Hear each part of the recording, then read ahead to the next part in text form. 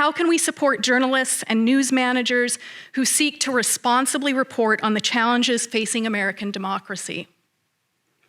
I'm thrilled to begin this conversation by welcoming Brian Stelter, a keen critical observer of American politics and American media. Brian is known for placing the most important and often most difficult issues at the center of his hosting and reporting. Brian, of course, is perhaps best known as the former chief media correspondent for CNN and host of the CNN program Reliable Sources. He's also worked as reporter and editor for a number of other outlets, including the New York Times. Brian is currently the Walter Shorenstein Media and Democracy Fellow at the Shorenstein Center on Media, Politics, and Public Policy at the Harvard Kennedy School. Please join me in welcoming Brian. Thank you very much. Hello. It's nice to be back in front of a microphone. It's been a little while, a little bit rusty, but I'll get settled in. Spilled Starbucks all over my laptop this morning, so I'm hoping that my speech stays intact for another half an hour before all the computer wires go haywire. I see myself as the pregame host here to set up a spicy panel conversation that's a few minutes away. But I want to thank Dr. Trumbull. I want to thank the Institute for Data, Democracy, and Politics for gathering us here today and giving us the space to have this important dialogue. As I alluded to, I've been off TV a couple months, so I'm a little getting my bearings, figuring out what's next. I no longer think in terms of daily newsletter leads or weekly TV show bookings. I've been freed up to think a little longer term and think a little bigger picture about media and democracy. And today's topic, media for democracy. You know, the midterms are right around the corner. The 2024 election is already, underway in the shadows. And at the same time, we are living with a zombie election, the election of 2020, a zombie because, well, Donald Trump refuses to let it die. I'm standing up here and thinking maybe I should be a zombie elector for Halloween. I think my kids will get a kick out of that. I remember using the phrase zombie election in November of 2020, a few weeks after then President Trump did the unthinkable and yet inevitable and contested the results. Well, not really contested, denied the results and exploited his own base for profit and power. He, of course, prepared for this in advance by telling his fans that Joe Biden could not win unless the Democrats cheated. So, of course, he prepared that storyline ahead of time. That smelly little lie is why the election was a test for America, a test that we, of course, passed. But it was more like a weekly quiz than a final, right? To put this here at GW, this period of turbulence, a war on the truth, this semester's worth of material is just getting going. And I think we all sense that, no matter our political leanings, that this period of turbulence is just beginning. It's far from over, which is why we need to have these dialogues in person and on TV and on podcasts and everywhere we possibly can. I'll never forget the Sunday morning of November 29th, which was 26 days after Election Day. This was 2020. It was the morning Trump broke his silence and gave his first TV interview since losing the election. Do you remember the game show, Who Wants to Be a Millionaire? Who Wants to Be a Millionaire? You get to have that phone a friend lifeline, right? If you're in real trouble, you could call a friend for help. Well, that's what Donald Trump did on the morning of November 29th. He phoned a friend. He phoned Maria Bartiromo, his friend at Fox News. And he called into Bartiromo's show, and he performed what Jonathan Rauch calls the firehood of falsehood approach.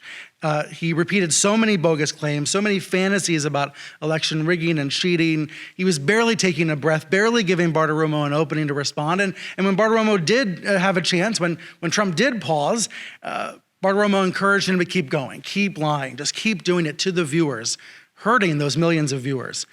Bartiromo didn't press for any evidence at all. She didn't stop and say, Mr. President, you're tearing a hole in the country. It's going to be very, very hard to repair. She said, this is disgusting, but she meant the imaginary voter fraud and not what the president was doing at the time. So at this point, some in the media were already using the words attempted coup to describe the situation. This was more than 3 weeks after Election Day. It was already clear he and his allies were trying to overturn the election. Some, not many, but some people could imagine it would lead to the violence at the Capitol, but we were still far from that point. It was still November. Some of Trump's Republican allies were joining him, trying to stall and stop and overturn the result. But on November 29th, to hear it straight from the president's mouth, to hear him making the case on Fox to millions of people that he won the election he lost, well, it was clear to me that I needed to rip up the rundown for reliable sources. My show was on at 11 a.m. Eastern. It was 10:30, and Trump was clearly here mounting a real fight to retain power. It was a fight he was destined to lose, and I think if you think back to November 2020, I think everybody felt that as well, that we knew he was going to lose this fight, this desperate attempt. But it was a real fight, and he was doing it. He was doing it on live TV, hurting Fox's viewers, and Fox was letting it happen.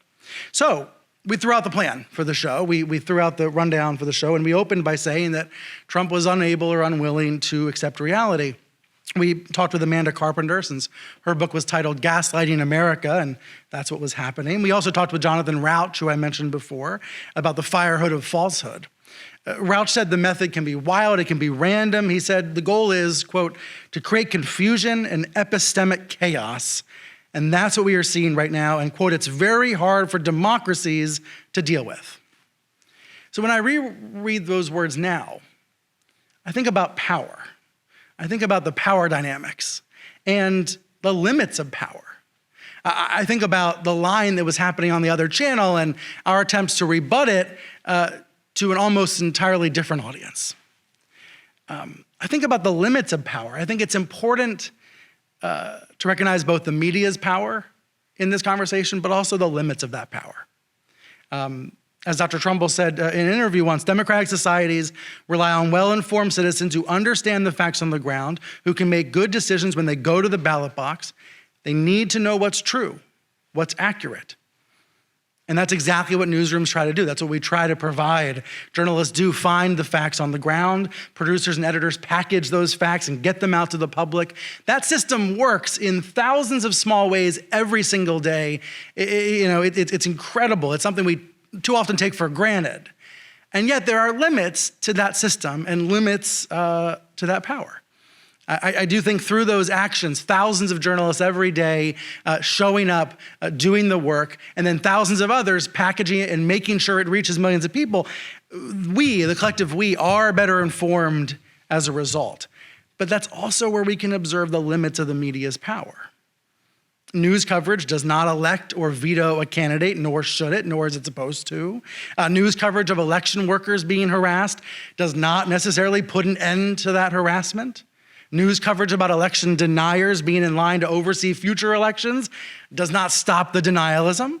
Sometimes covering a liar emboldens the liar. Sometimes pointing out the liar's lies helps the liar win more supporters.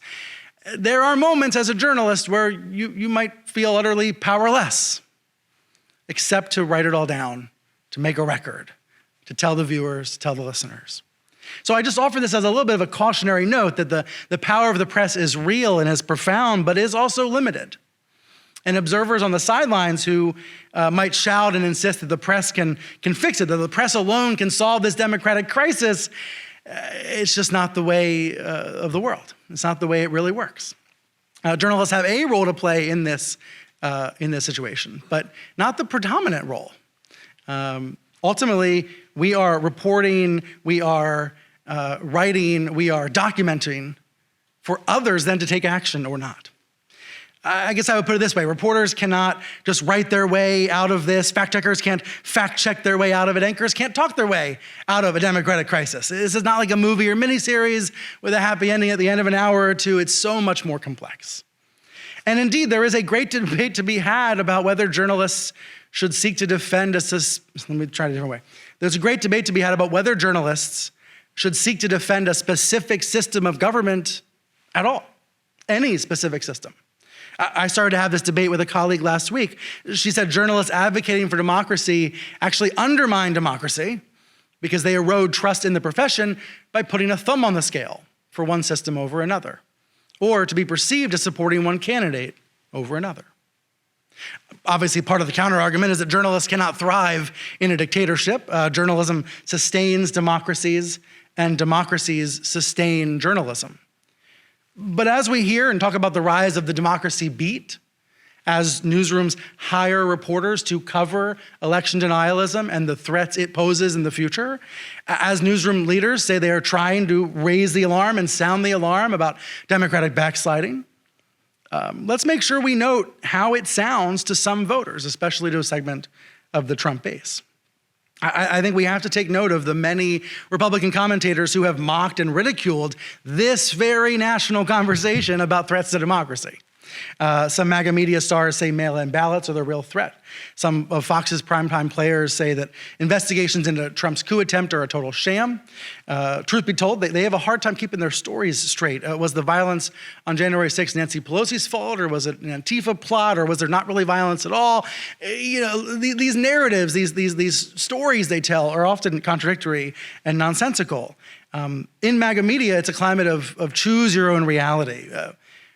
Well, actually, no, it's a step beyond choose your own reality. It's now people can choose any and every unreality, combining multiple nonsensical, contradictory, conspiratorial stories. And look, none of this would matter that much in the grand scheme of history. Americans have always had a taste for conspiracy. Ask me later if I believe in UFOs, right? But it matters now because a former president and his media allies and millions of his supporters have insisted on making their unreality one of the major themes of this decade.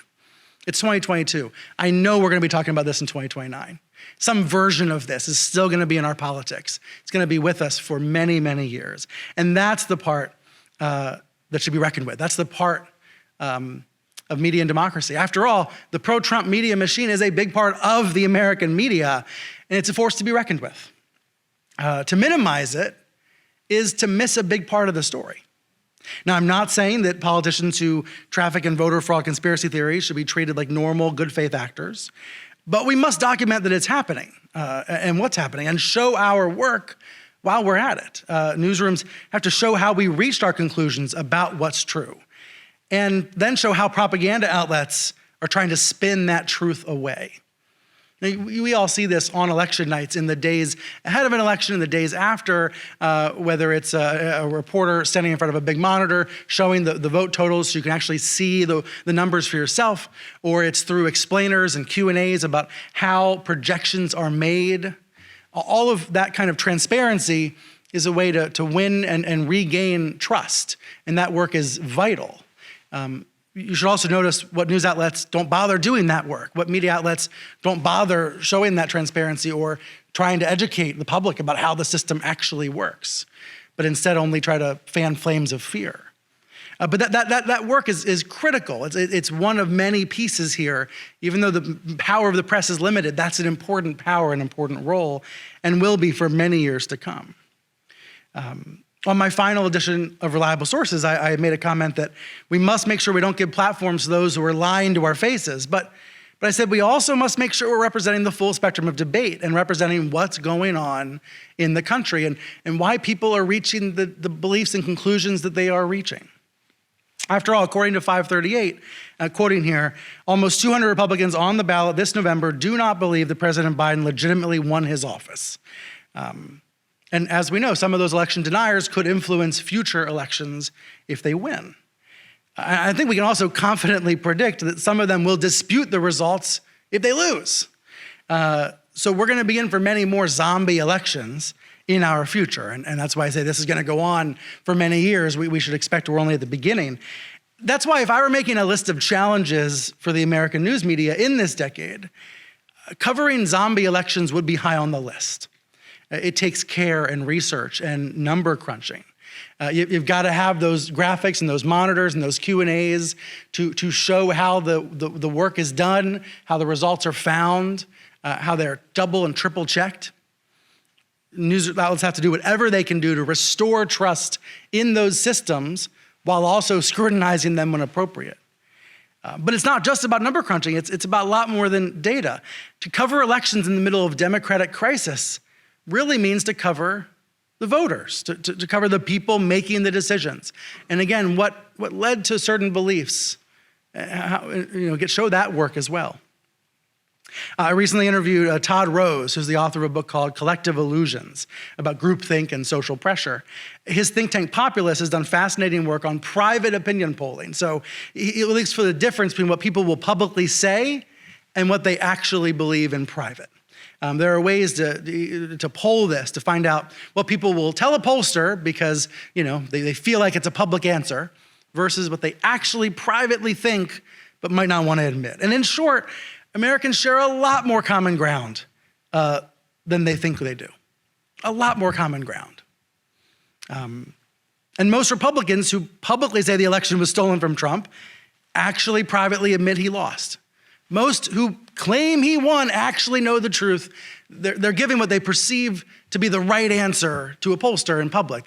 Yes, the election was stolen. That's what they think they're supposed to say, in the same way Democrats think they are supposed to say that the election rigging is total craziness. But they just give what they perceive to be the right answer due to peer pressure.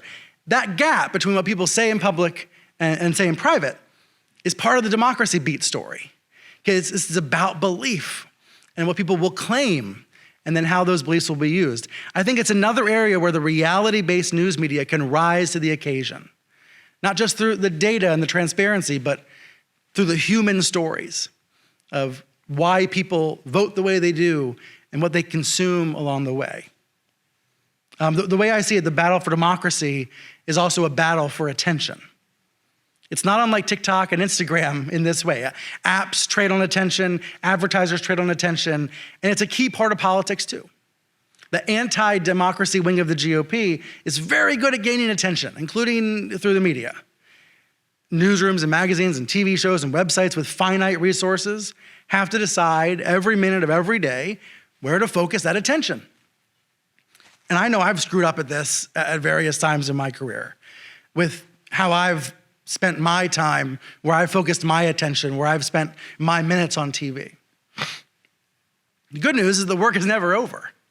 The work is never over. Every day, when you're a member of the media, and we all are now because we all have phones in our pocket, every day is an opportunity to get it right, to do it differently, to do it better.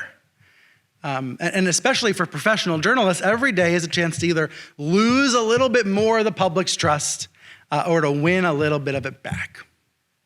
I never buy into the studies that show no one trusts the media. Everyone trusts some media. It's just that people trust different forms of media, and we are incredibly fragmented in that regard.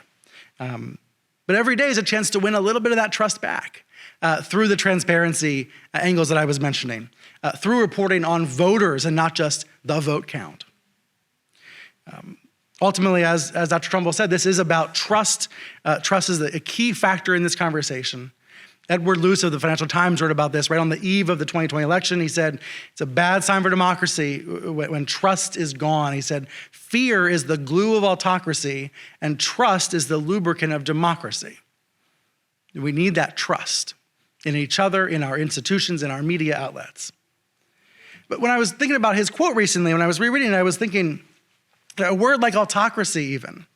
How many Americans really understand what that references and what life under autocracy actually represents and looks like?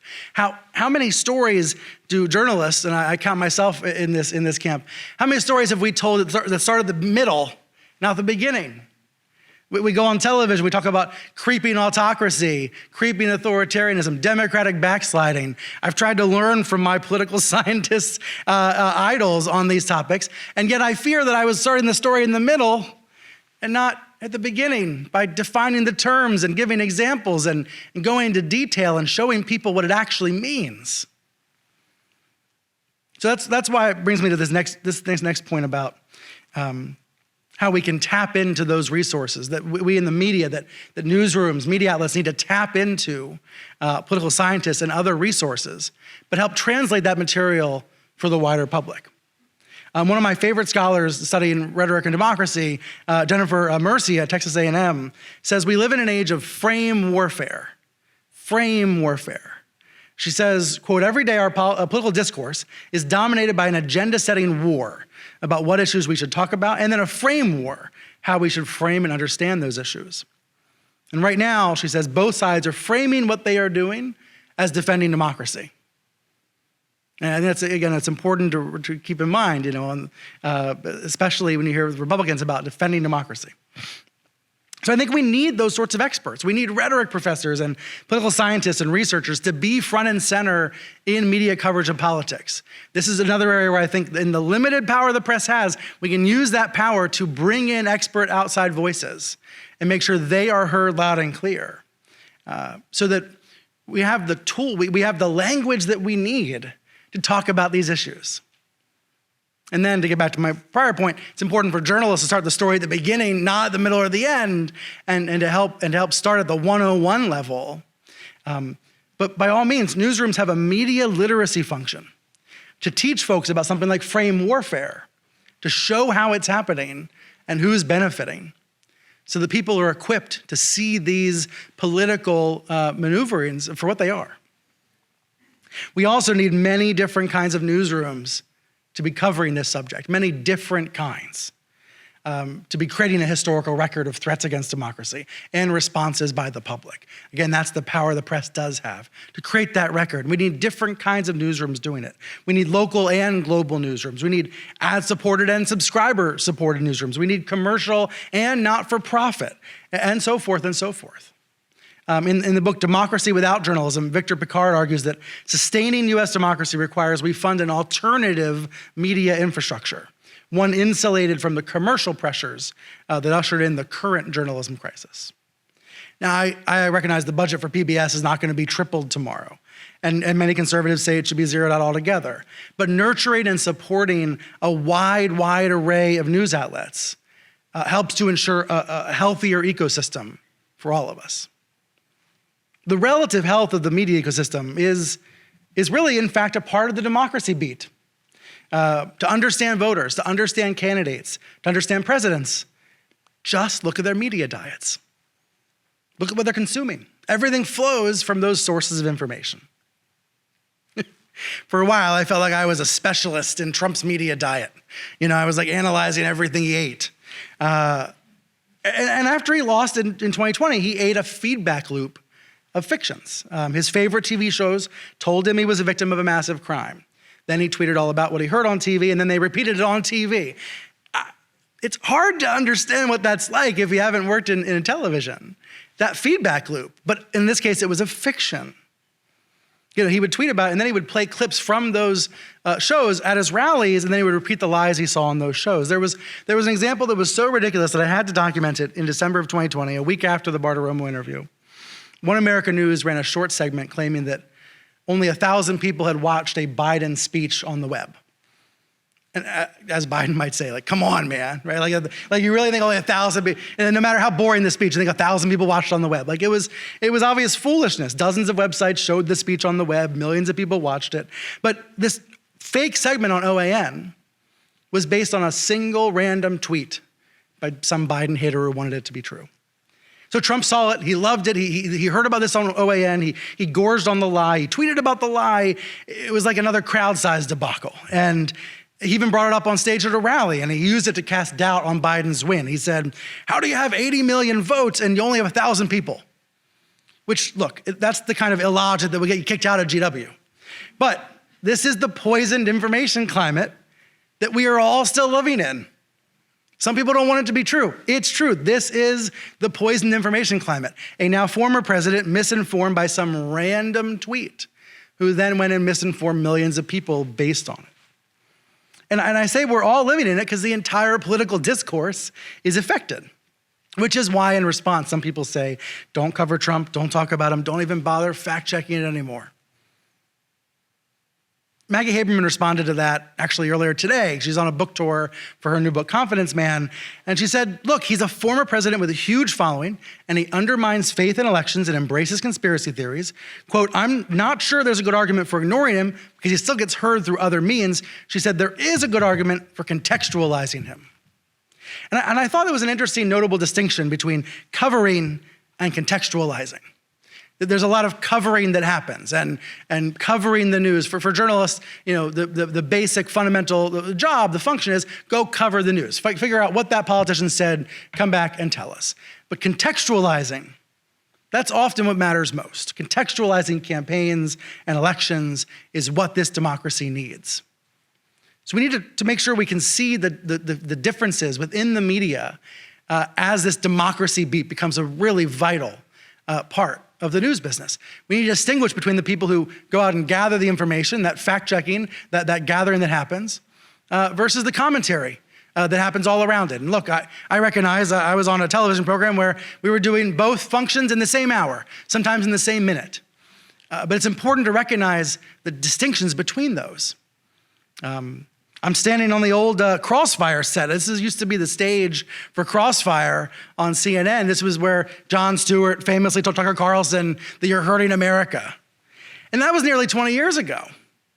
And yet that introspection, although Stewart was doing it in a fiery and lively and humorous way, needs to continue to happen for the press, by the press, and to the press.